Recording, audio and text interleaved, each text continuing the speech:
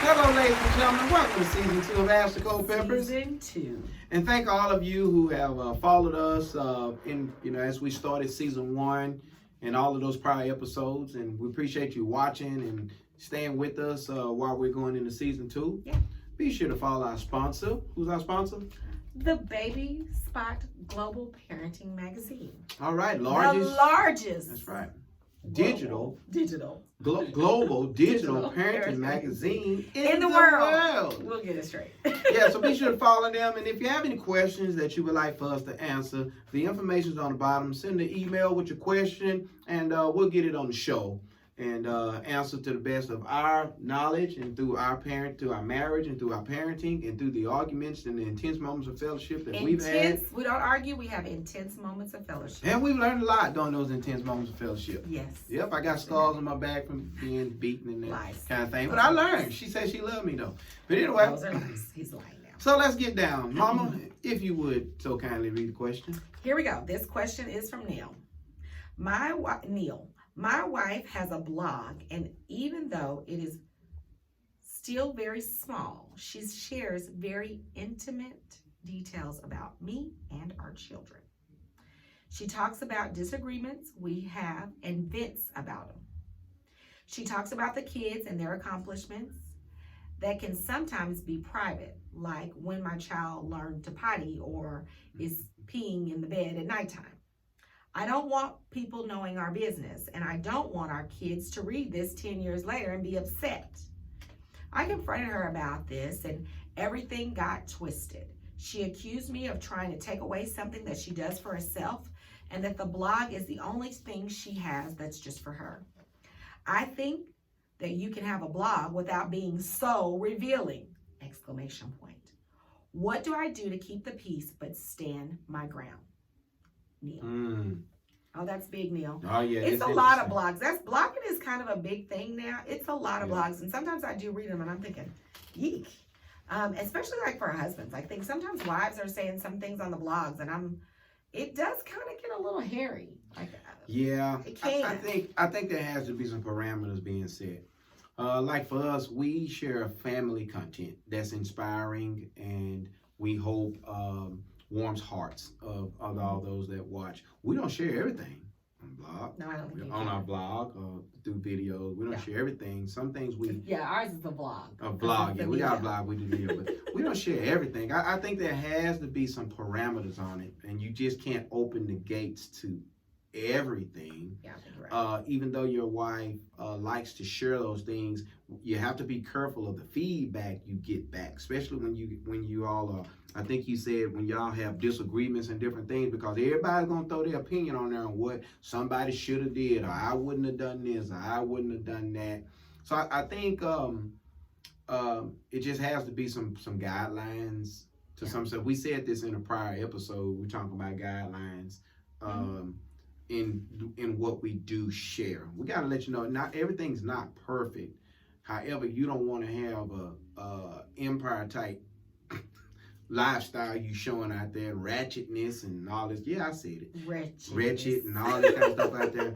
So I think that there has to be some limitations on some of the stuff that you share.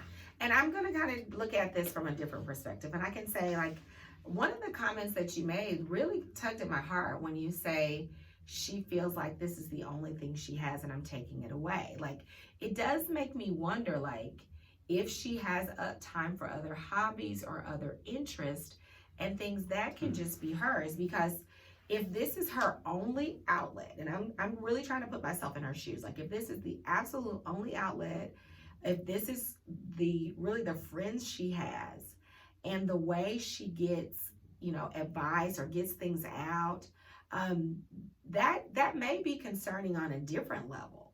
Like for me, I have girlfriends and family and work and, the kids and the kids' friends. And I have some friends because I'm friends with the kids' parents' friends. So like I have all of these things, and I love to read and I love to walk and I love to cook and I love to sew.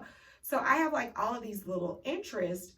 And so I don't feel like, for me, I just have one thing that if I give it up, that's all I have.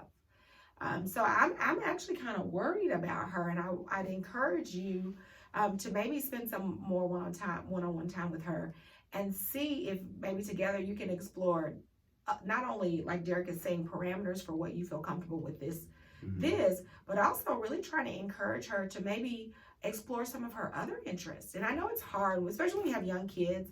Like, you can definitely get into this tunnel of, my life is about the kids and the husband only, and maybe I stumble into this one thing that I get to do or can do in the midst of this major thing that is my life. And it can be dangerous, and it can be a big loss for her if she feels like this is truly all that she has. And so I would say, as a couple, like, sit down, come up with some parameters about what's okay and what's not okay, but really spend some quality time listening to her heart and figure out if you can help take some pressure off of her so that she can start exploring some other things that she likes to do in addition to blogging, like maybe working out. Like maybe even just going to get a massage or getting a pedicure. Like, women, especially moms whose primary focus is caring for their family, have to have a positive outlet. We need it. We have to have it, because it is unhealthy imbalance if we aren't taking care of ourselves with the same fervor and passion that we're taking care of everyone else. Right. I agree. Yeah. So, a bit tough one. Just encourage your wife. Let me look at something on here. Encourage your wife and just have a heart-to-heart conversation with her. About how it makes you feel as a husband, and see where it goes from there. Yeah, and try again. It sounded like you guys tried one time and maybe it didn't work, but sometimes that happens in relationships. You may try to talk about a tricky topic. It doesn't go so well the first time, but learn from whatever mistakes happened the previous time and try again. Maybe write your thoughts out first and send them to her in an email or some platform like that. If she really likes blogging, maybe you need to put your words on paper and send them to her that way so that she can read them and process them differently. But I would encourage you to keep trying because that's what marriage is all about. It's never perfect, because as the two people involved in this marriage grow and change, our needs will grow and change, and the way we support each other has to grow and change. That's right. So, as always, we thank you for tuning in to As the Culpeppers, and we're the Culpeppers, and we hope you continue to look at our previous videos from season 1. We've already done a few videos for season 2. We also want you to make sure that you follow us on all of our platforms, which include Instagram, Facebook, YouTube, Twitter, Periscope. Oh, no, not Twitter. Just kidding on Periscope. It's so many platforms. Bunch of platforms. And don't forget to support our sponsors. We love our sponsors in Canada. That's right, Toronto. That's where we're going to. Toronto-based by Digital Global Parenting Magazine. The largest. That's right, for parenting tips, recipes, food, product reviews, you name it. So be sure to follow them. All right, folks. Thank you for watching. We'll catch you next time. Peace and happiness.